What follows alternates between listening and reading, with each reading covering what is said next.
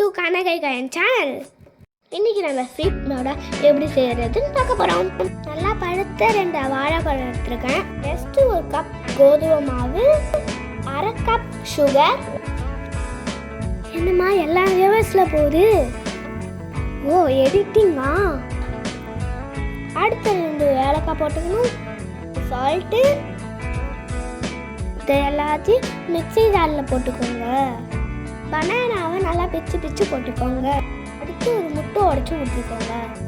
அப்புறம் இதெல்லாம் அரைக்கிறது திக்கான பாலை ஊற்றிக்கோங்க.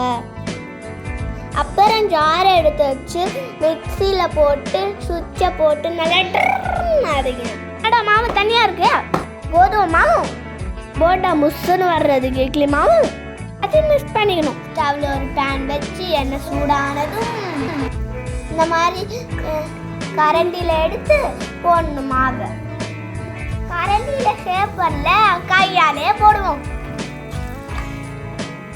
சுட்டுடுச்சு. போட்டு நல்லா கிண்டக்கூடாது, நல்லா திருப்பி விடணும் ஸ்லோவா. இது மாதிரி வச்சிருக்க மாவை எல்லாம் கொஞ்சம் கொஞ்சமாக எடுத்து போடணும். சுட்டு எடுத்து நல்லா பாத்திரத்தில் வச்சுக்கணும். சூடானதும் ரிலாக்ஸாக உட்காந்து சாப்பிட்டா செம்ம டேஸ்ட்டு. எப்போவுமே சாப்பாடை ரசித்து சாப்பிடுங்க. நெக்ஸ்ட் வீடியோவில் பார்ப்போம். பாய்.